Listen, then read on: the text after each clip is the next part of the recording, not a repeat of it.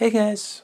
Um so in this so I don't know if you know this or not, but in one of my YouTube shorts I said I was going to be doing a review of the Pixel Remaster collection of Final Fantasy. Well, this is going to be part 1 of that review series. Now, just so you guys know, I am going to return to my Castlevania collection review, but just so you know, one of the biggest reasons why I stopped reviewing that collection is because I just got kind of burnt out on it for a while, and I just didn't want to, you know, keep keep dredging myself through that. But I am gonna return to it and finish, reviewing the rest of the games on it and stuff. Also, just so you guys know, I do have some experience with the first game in the Final Fantasy Pixel Remaster collection, because I did play the iteration Dawn of Souls when it came out on the Game Boy Advance. I also played Final Fantasy 1 when it came out in the Final Fantasy Origins collection on the PlayStation. And yeah, so I've played the first game a few times before, but I never played the original that came out on the original Nintendo hardware years ago. But I've been told by some people that the Pixel Remaster is pretty much the best way to play the original. So, with that being said, let's get into this. Now, first off, the story of this, it's pretty much the tried and true. Four characters are destined to fulfill a prophecy to save their world from a great evil. But you know what? This game honestly sets up that tenet very well, and it gives so much room for not only the other games to follow, but it gives so much room for the story itself to continue in its direction without overcomplicating it with a crap ton of stuff, even though there is a crap ton of stuff that you do go through before you get to the end of the story. It's not crazy, it's not insane, there's no added sugars, there's no E numbers or anything like that.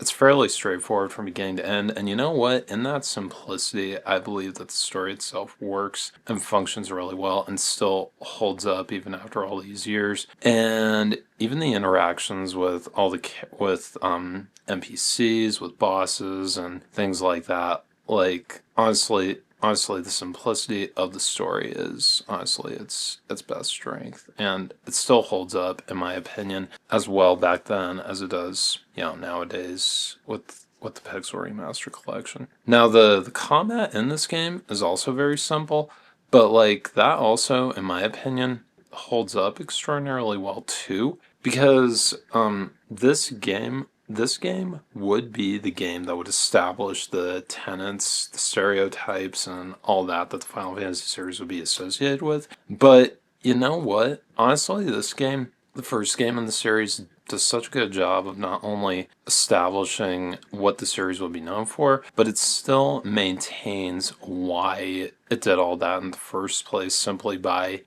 having that simplistic approach to where not only veteran players can come back and have an easy time with it, but also new players can gravitate to it like really easily and whatnot. And that, in my opinion, is just really cool, because like I said, the simplicity of this game is its greatest strength, and it's simple in its storytelling and it's simple in its combat, but that is what makes it so freaking good. And in combat, it's honestly really interesting, because it's like you have your party on one side, you have your enemies on the other side, and you have a list of commands that you can give to your guys. Like, you have attack, you have magic, you have flee, you have items, and depending on what you do, the battle will go in a few different ways. Or heck, you can even flee and you won't even have to fight in some cases. Not all cases, but in some of them. But even from that, even the simplicity of just moving from point A to point B, whether you're on foot, whether you're fighting a canoe, an airship, or even a boat, like, honestly, it feels really seamless. It doesn't feel overwhelming or crazy or anything like that. And like I said, the simplicity in this game is its greatest strength, and the simplicity, and not only in its battles, but also the movement and the interactions with the environment and the characters, is it's still really good. It still feels very it still feels very, very solid even after all these years. And like I said, even veteran players and new players can just ease back into this and still have a really good time with the gameplay and the controls and everything else in between. And speaking of simplicity, the music in this game, like, here's the thing, Nobuo Uematsu had just one task, and that was to create a soundtrack for a game that was supposed to save a company from what would be bankruptcy.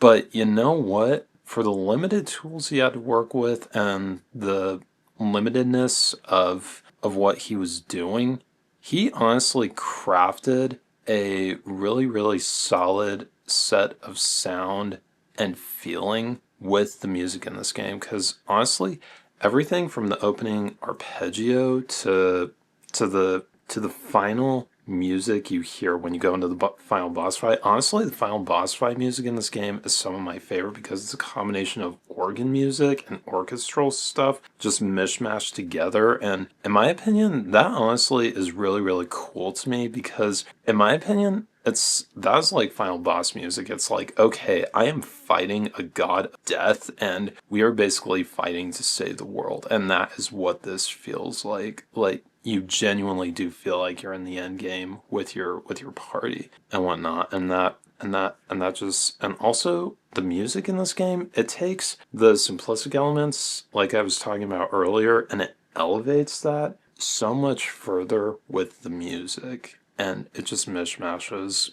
so well together. It is honestly just really, really good. It really is. Now, the overall presentation of this game and how it all works and functions, it may be simple and it may seem simple and elementary to some people, but you know what? That is its greatest strength, is in its simplicity. And you know what? Like I said, anyone from veteran players of this series to new players, they can honestly sink into this so freaking easily and honestly have a good time with it. And you know what? I honestly believe that even people who haven't played this game before, they should check this out and just see where the series began and just, slowly but surely make your way through this game, as well as other games in the series. If this game is your cup of tea, then go for it. But honestly, in my opinion, this game did such a good job of not only establishing what one of the greatest RPG series would be, but it also established a tenet for what RPGs should be and how they should, execute their stuff. And just basically this game set a new yardstick for RPGs on consoles in general. And I highly recommend this. Honestly, this game is peanut butter on chocolate on gold. It is just that good. And I highly recommend it to anyone. So, anyway, with all that being said, I hope you all enjoyed this little review of the first game in the Final Fantasy Pixel Remaster Collection. I will be doing the second one very soon. And if you like this video, don't forget to give it one of these. And if you did like this video, let me know down in the comments below. And don't forget to subscribe, and I will see you all in the next one. Bye!